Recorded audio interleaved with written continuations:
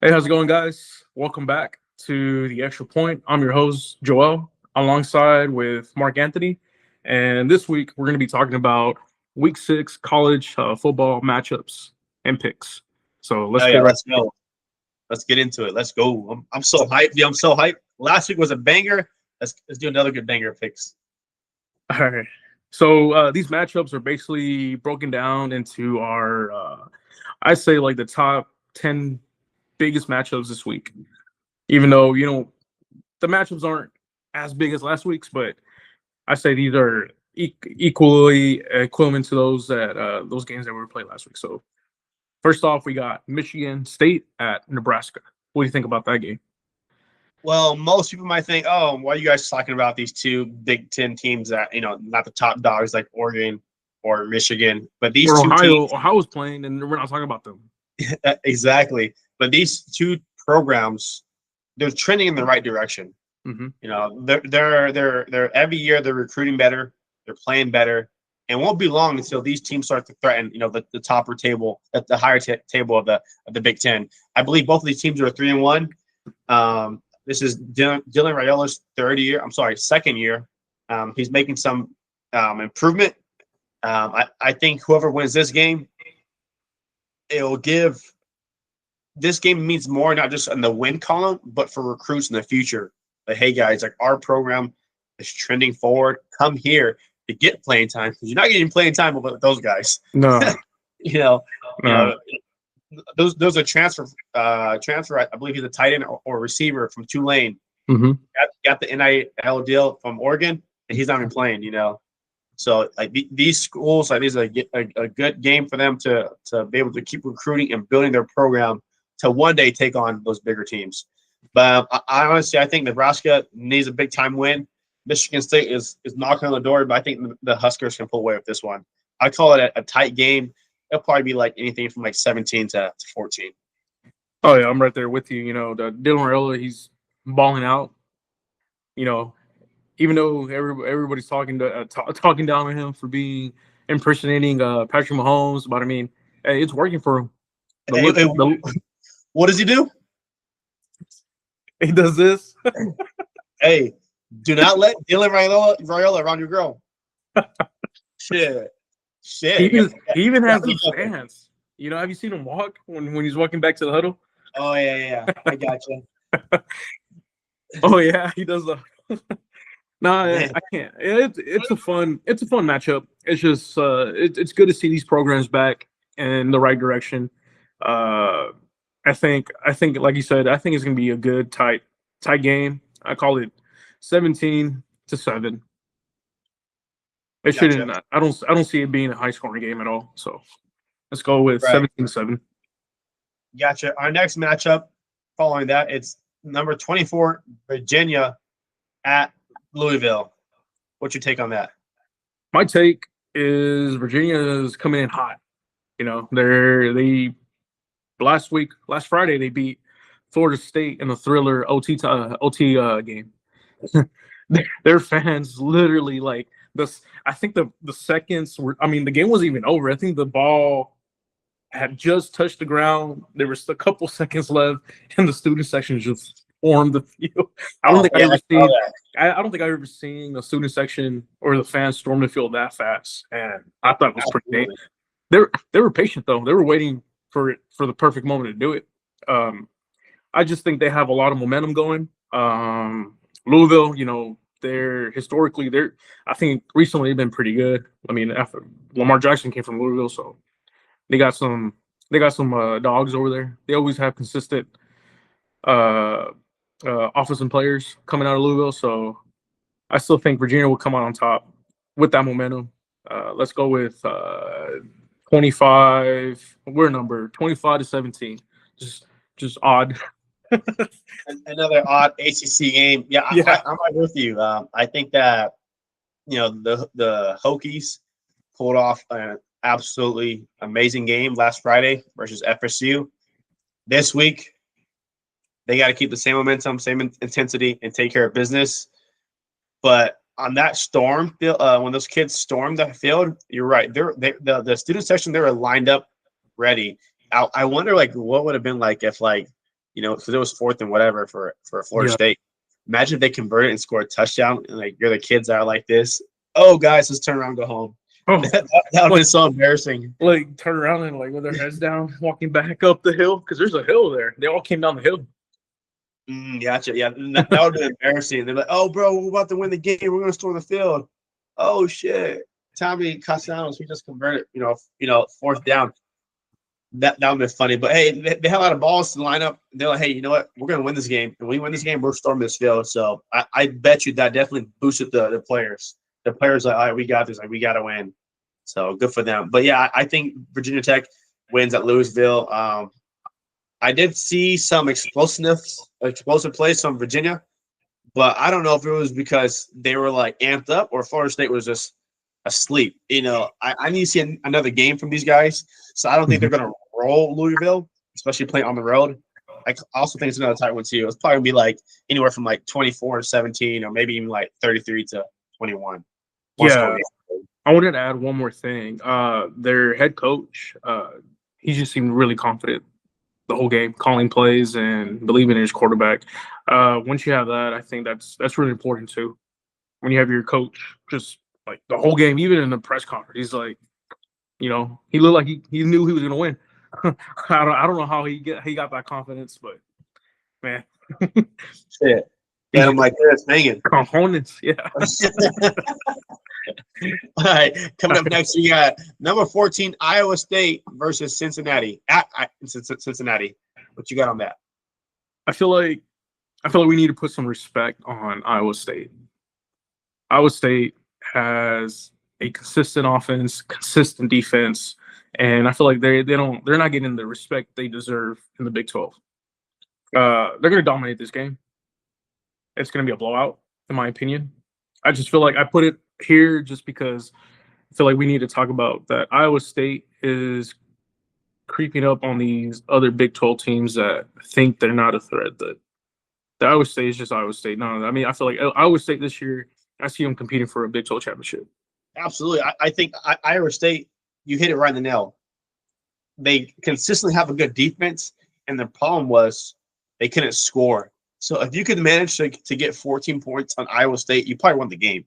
But this year, they're moving the ball and scoring points. So when you have a program that's built on this tough-ass defense and they're scoring, then, they're a problem. And the teams are the Iowa thing are running the Big 12. It's like, what we got? Texas Tech, Arizona State, BYU. BYU. I would consider Colorado to kind of run the table, even though they were in the mix last year. I think it's one of those three teams, or Arizona maybe, but Arizona just lost. Oh, that's right. That's right. Yeah, you're right. They lost, and they lost to Iowa State last week. Yeah. Yeah, I see them. I see this as a blowout game. I call this 42-7, just comfortably win. Yeah, Iowa State has the full roster to do this, playing away at Cincinnati. Gotcha. So. Yeah, I got Iowa State taking this one too. I'm gonna call it anywhere from I'll say let's go 27-10. I respect that. All right, our next game. Got the Longhorns. Game of the week. Yeah. Yeah. Hey, game day. You're missing out, bro. I'm fucking up. Y'all should have came here, bro. Man. If Florida had a better record, maybe game day would have been at this game. I just feel like they're not respecting Florida. But I feel like the reason I put it at number 7, it wasn't because Florida has a 1-3 record. I feel like I put it at a number 7 because both offenses are really inconsistent. They're both having some shaky O-lines. Both QB play isn't what we all expected it to be, even though they had really high hopes. However, defense are outperforming. Texas is ranked, I think, 2nd in the country right now, and Florida defense is ranked like anywhere between 7th or 10th in the country. So it's honestly going to come down to like what we talked about early in the year when Texas played OSU. It's going to come down to who scores the fastest. Like who scores the fastest in 21, basically. Who scores the fastest in 21 will win this game. And being at the Swamp, it's still the Swamp. The crowd's going to be there. The weather's going to play a factor. I feel like it's going to be. I think it's going to be really muggy. It's going to be stormy. It's going to be rainy. The field's going to be slippery, wet. I call this game. It's going to be 17-10.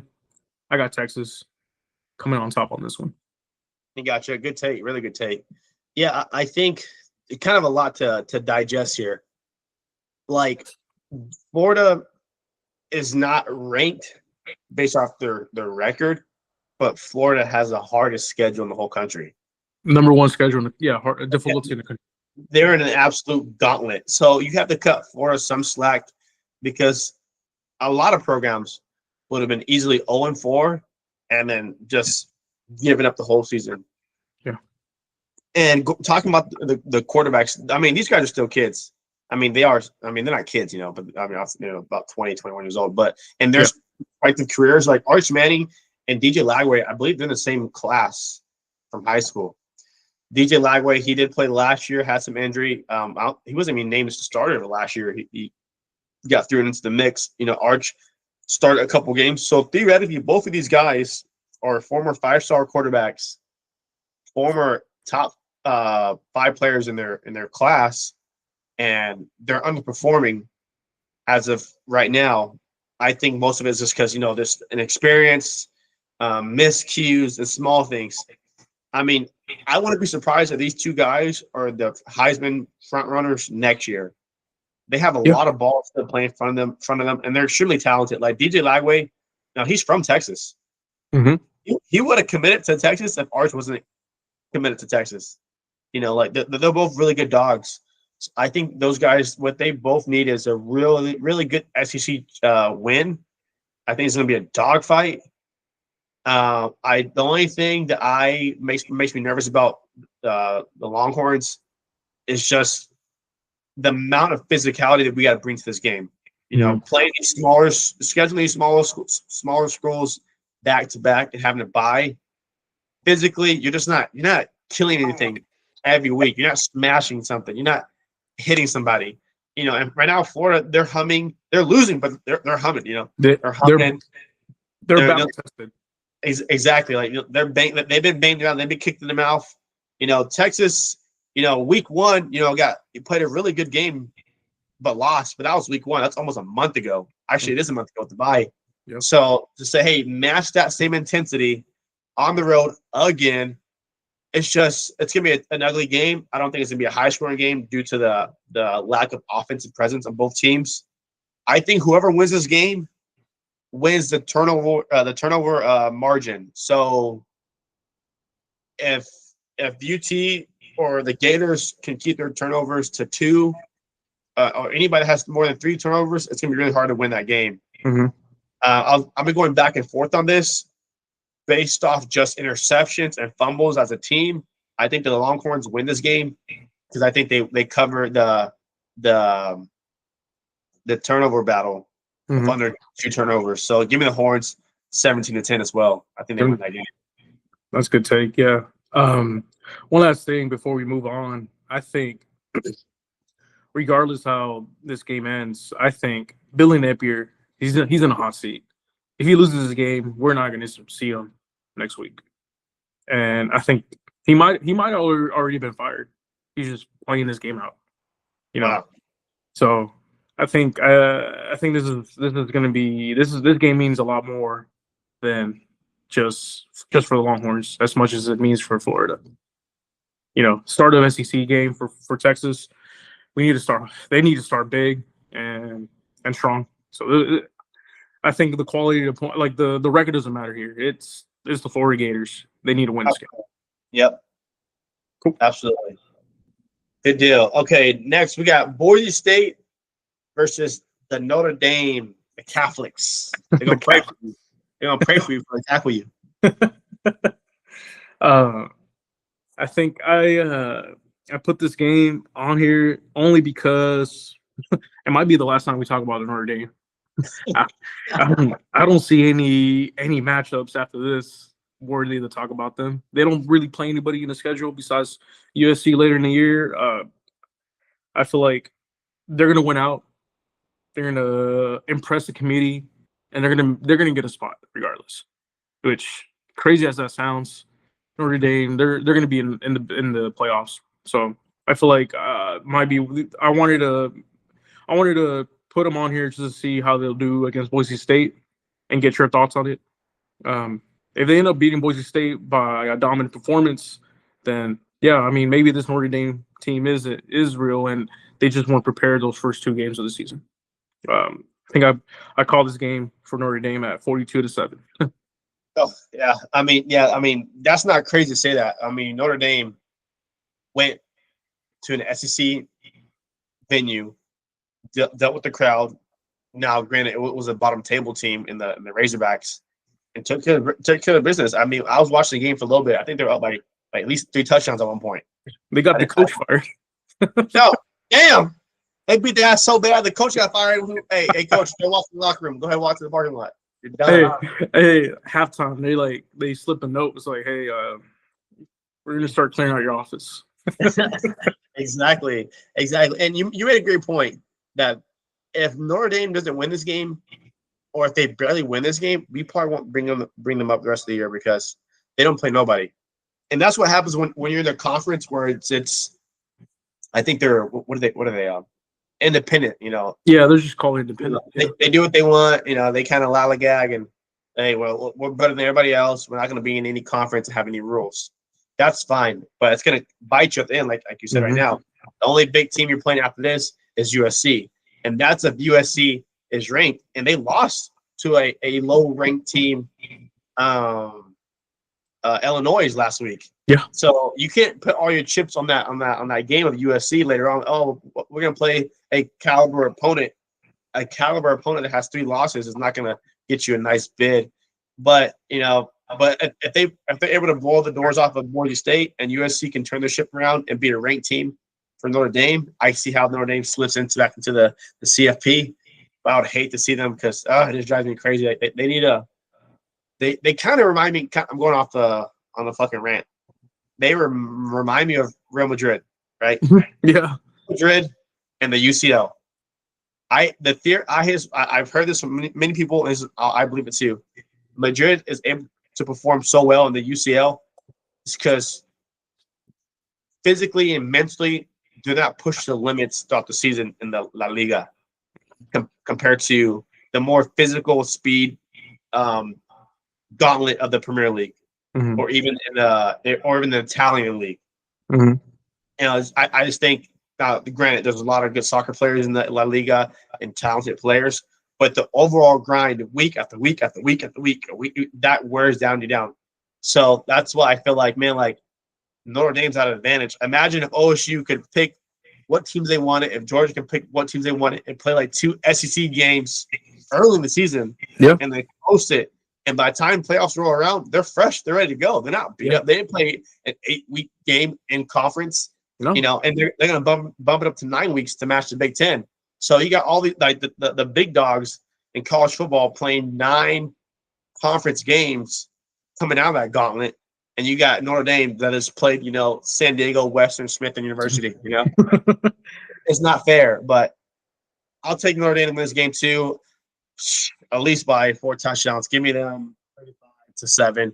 I think Notre Dame, hopefully they've shown class many times before. I don't think they should embarrass Boise State, but they will beat them pretty bad here. It's a good take. Next at number 5, we got Kentucky at Georgia. I'm hyped for this game. Last year, the Wildcats were this close. Yeah. This close to beating Georgia. Now this year, they're playing on the road and they're in Athens. I just don't see the way of the Dogs having that gut wrenching loss, lose again at home to the Wildcats. No. I think Georgia's gonna take all the anger and frustration on these guys. Like I feel really bad. Like they are pissed. That was a great game against Alabama. I mean, honestly, that's a good loss. That's 2 years in a row, though. Like, yeah, I'm sure Kirby Smart's pissed about losing to Alabama twice in a row. Absolutely, and he must be livid. It's just Like, but if I'm gonna lose, I want to lose like that. I don't lose to Georgia when they came to Austin and kicked our ass. No. If I'm gonna lose, make it come down to the wire because Bama didn't score a second half. But anyways, after Georgia, Kentucky, I think Georgia's they're gonna. Whew, I'm about to pray for Kentucky. Hey, Kentucky. Shit. Yeah, good luck, Kentucky fans. I think Georgia actually does pretty well after they lose. They go on a dominant spree and they just take all their anger out on everybody. And they did that to us. They did, bro. We got murdered, bro, in broad daylight. What in the night, but still, it was bad. Yeah. Yeah, I see a dominant performance. I see a 55-10. Yeah, I see a big win too. Honestly, I did like about this Georgia team, and I'm not blaming Carson Beck from last year, but I believe Georgia had the most drops out of all the Power 4 schools by the receivers. They had the most drops. This year they fixed that. They're catching passes. They did drop an open touchdown against Bama though. What's his name? Parker, number 11. But I do think Georgia has him.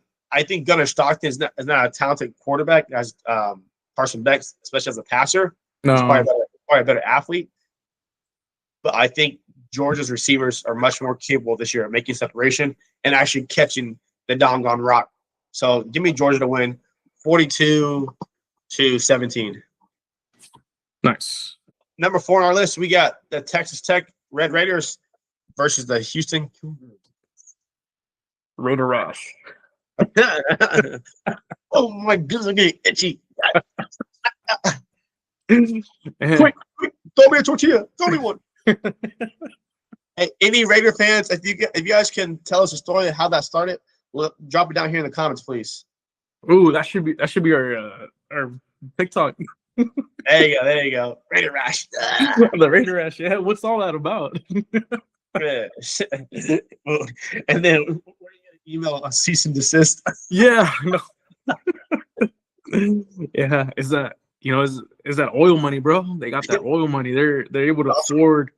Dude, they're like literally building a roster to win now. Like they might actually win the Big 12 championship. Oh wow. This pace. Yeah. I mean, yeah, I see that. Texas Tech is doing really well.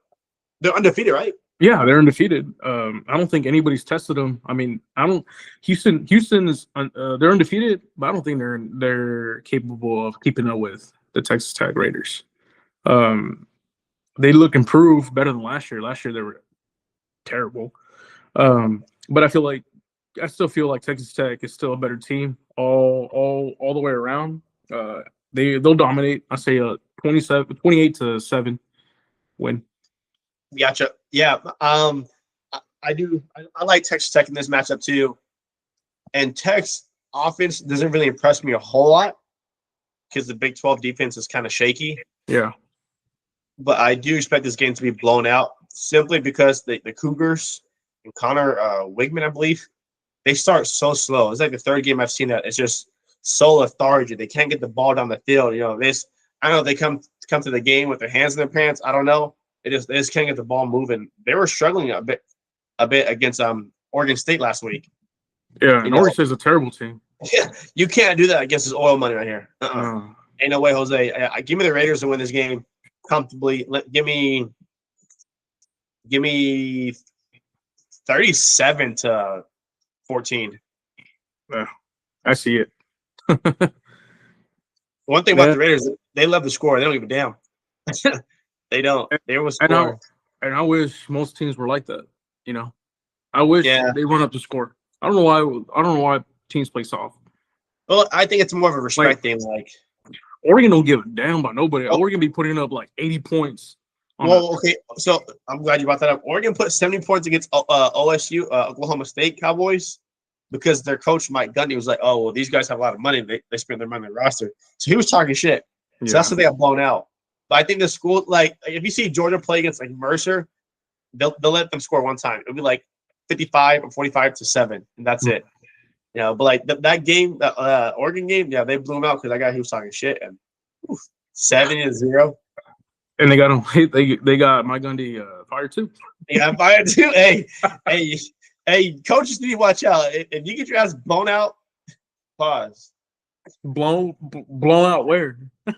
If you get blown out like that, boy, hey, hit the road. Hit the road. Hit the road, buddy. Lock him up. Lock him up. That video is so funny, dude. Okay, our third matchup, we got Mississippi State at number 6, Texas A&M. The Aggies. State. Private property. I'm sorry. Mississippi State at A&M. What you got? Mississippi State looked like a brand new team. Being the bottom of the table last year in the SEC to honestly, I thought they were going to pull out the win last week, but they came up short. Yeah. I saw that game and they just messed up on time management, clock management. I think they were saying that call timeout, and there's nothing wrong calling timeout at the end of the game. You had 3 timeouts. Calling one timeout is not going to hurt you, especially if it's going to help you win the game. Absolutely. That was just a coaching mistake, in my opinion. Mississippi State, I mean, they look like they got some good receivers. The QB looks more consistent. While A&M looks like they also improve on the offensive side. You seen Reed? Reed's playing like a dog right now. Yeah, he's playing pretty good. And I hate the Aggies. But being at the Aggies, it's at home. I say they still pull away. They're gonna pull away. They're gonna win this game by 35-17. Gotcha. Yeah, I watched. I believe the coach for Mississippi State, what's his name, Jeff Levy, thinks it's year 2 or year 3. Mm-hmm. Like you said, that's a brand new team. They're physical. They're fast. They punish people, and they don't make that many mistakes. Like being able to play with Tennessee and go to overtime.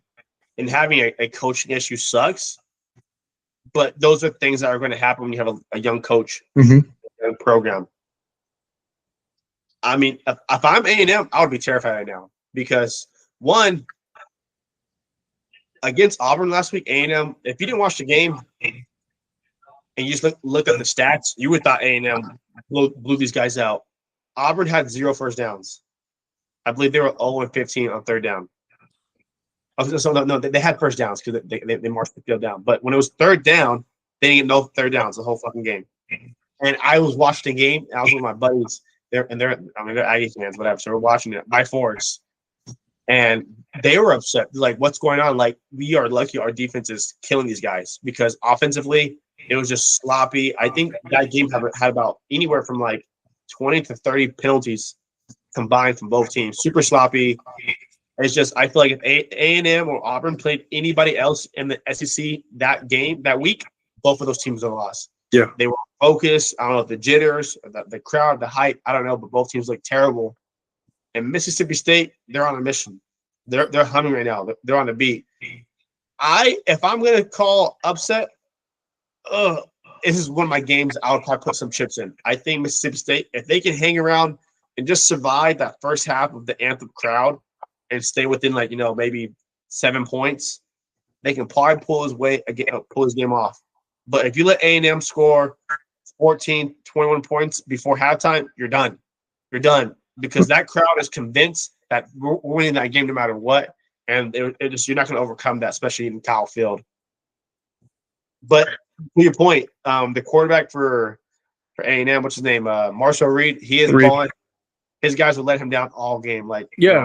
Tackles blowing, like the game blowing up against D linemen, receivers not catching balls, receivers not running the right route. I mean, Marshall Reed he didn't have nobody to throw it to last year. Now he has actual playmakers, but yeah, I don't know. They let him down. They couldn't catch anything. I think the only thing that might be on Mississippi State's side this game that it's not a night game; it's a day game. It's at 2:30. So I don't think the Aggies are going to be as rowdy, in my opinion. Even though it is called a 12th man, I don't think the 12th man is going to be like much of a factor here, to be honest. It's an early game. Gotcha. Okay, Uh, and after that, we have our number 2 game of the week: Miami, the U versus Florida State Seminoles. Da, da, da, da, da, da. I like their war chant, but shit, that's annoying, dude. I thought they played it when they scored, or when they got a first down, or it was like a touch, or like something good. I don't know. or third They down, play- right? or third down. They play it on everything. Any scenario, they're playing that song. They just punt it. They throw a pick six. Oh, Oh. bro, they're just as annoying as the Chiefs. The Chiefs they do that right before kickoff. Oh, come on.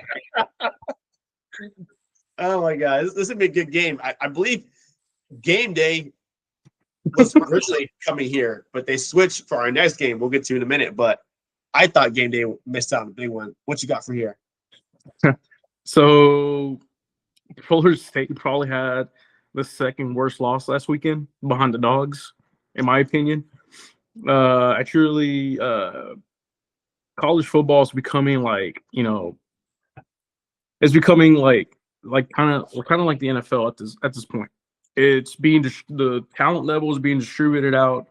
You know, you can't underestimate these teams, and I feel like Florida State did that last week against Virginia.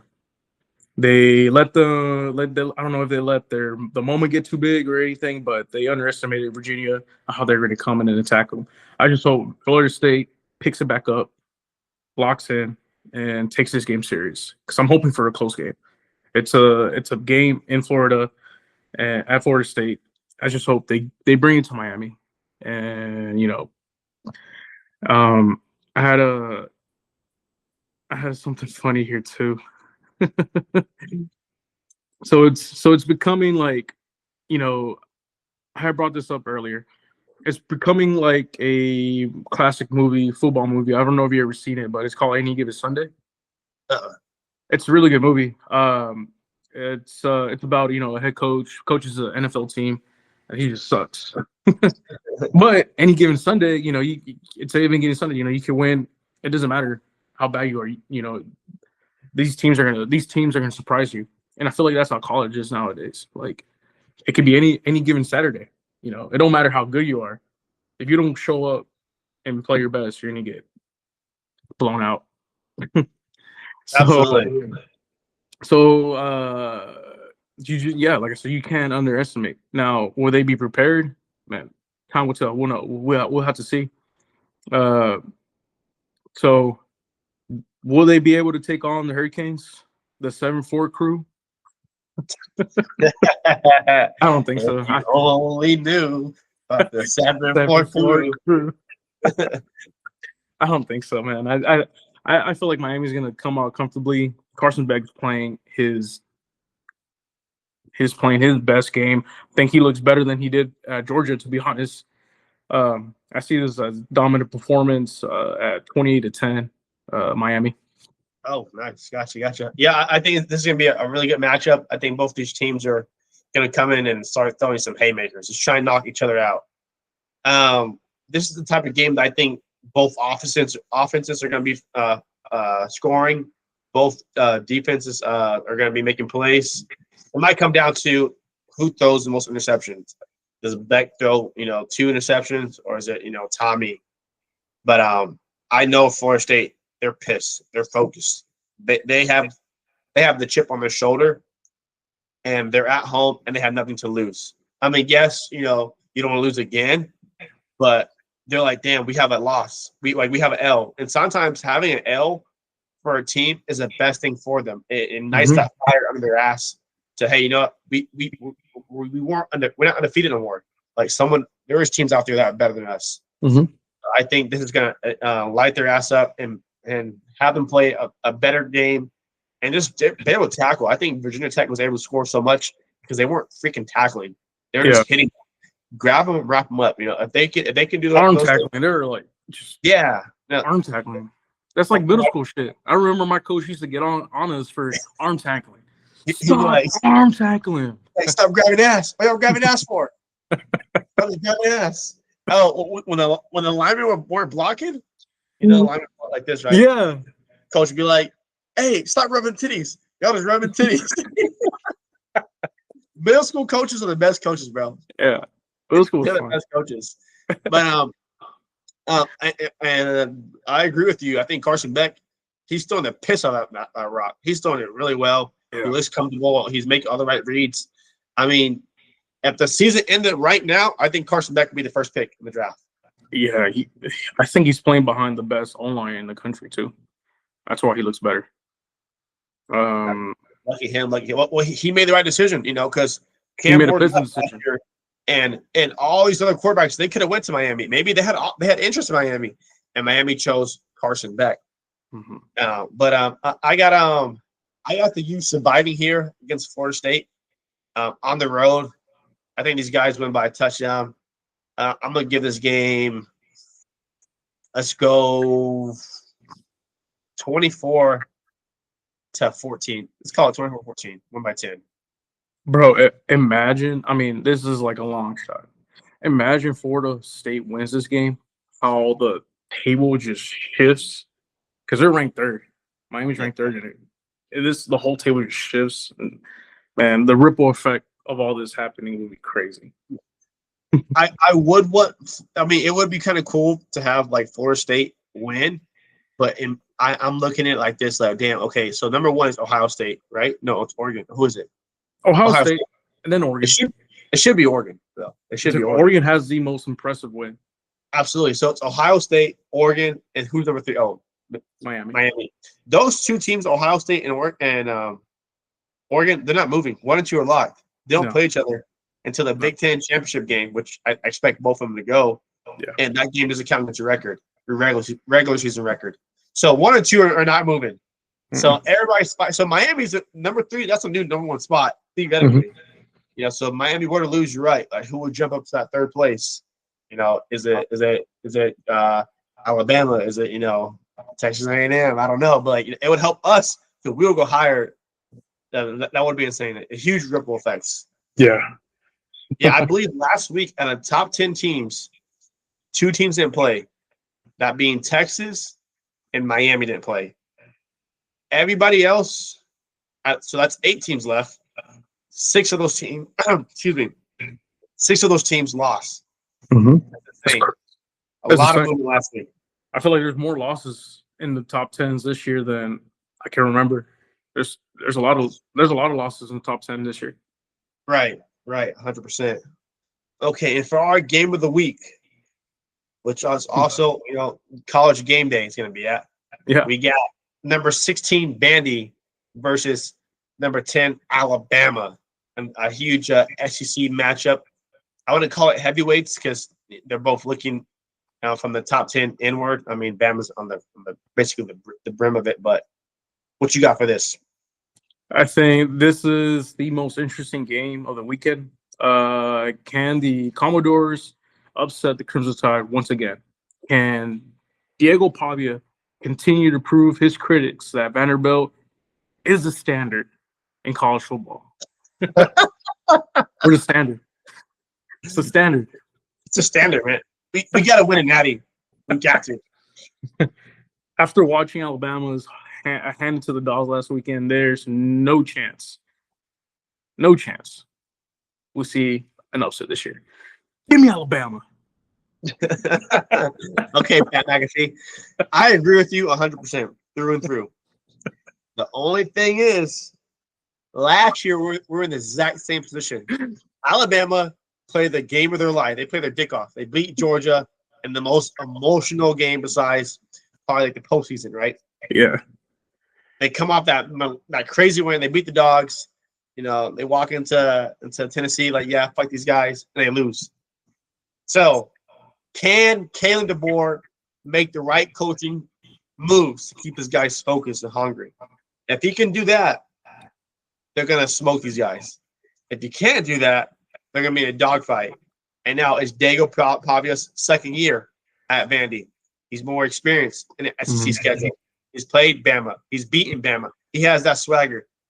since Vandy's playing better, just like Mississippi State, they're going to recruit better.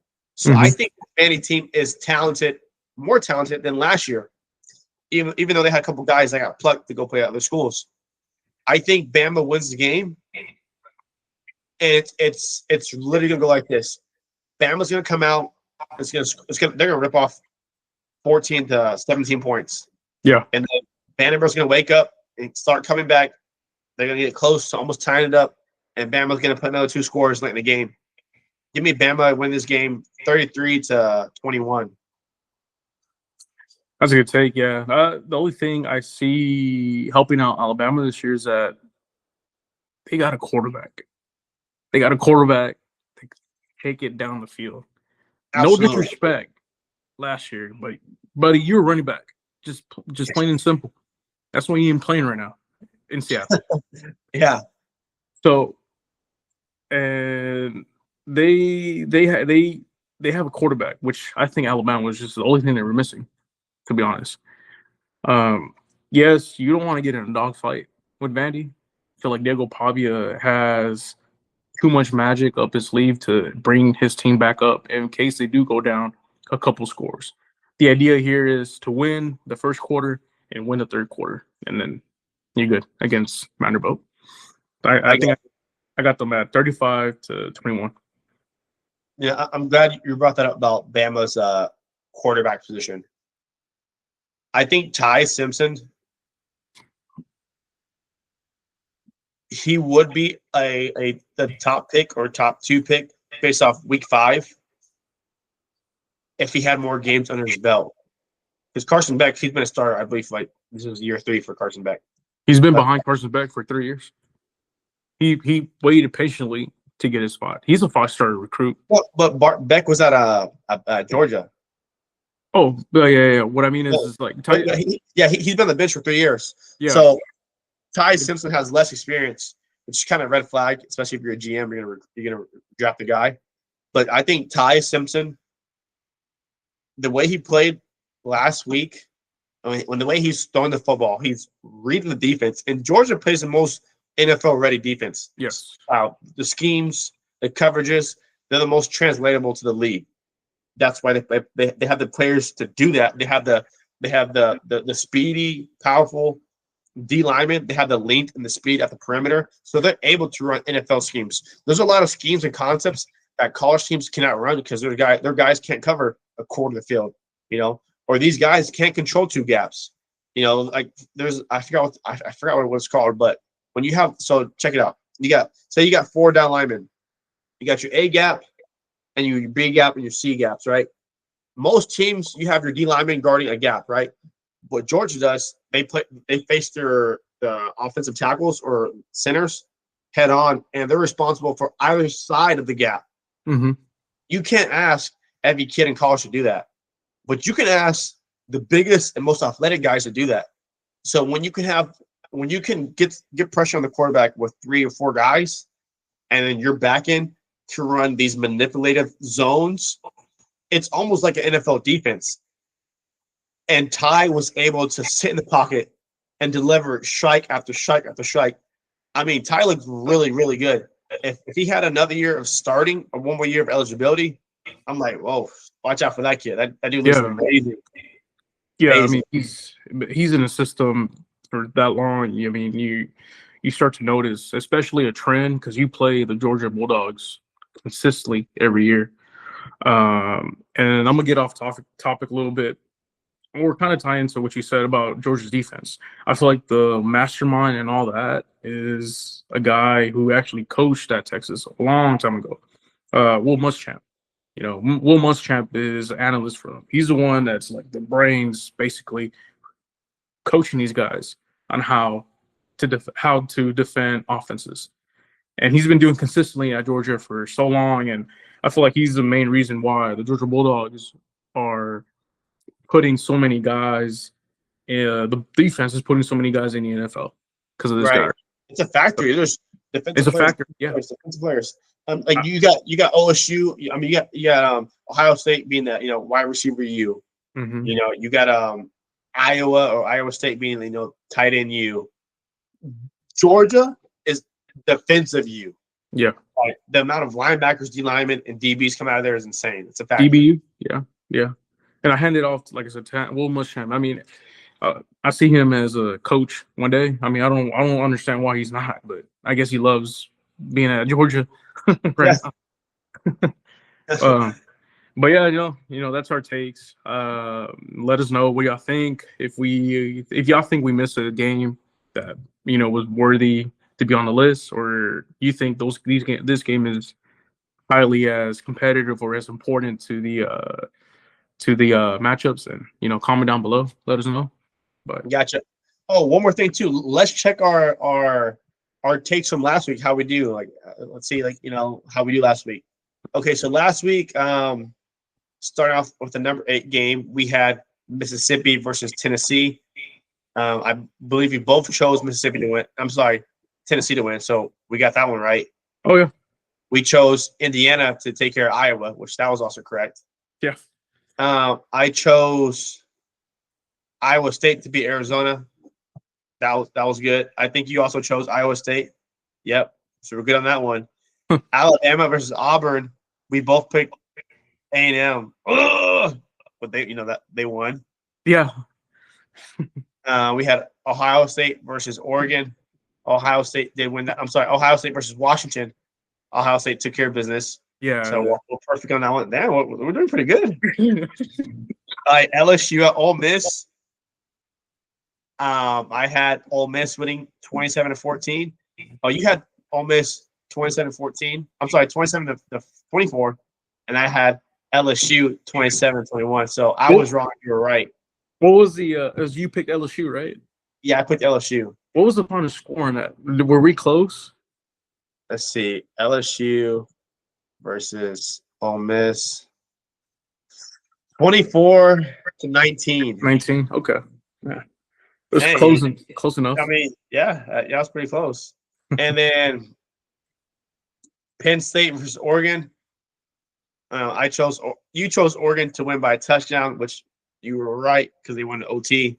Yeah. I chose Oregon to blow them out, 47-17.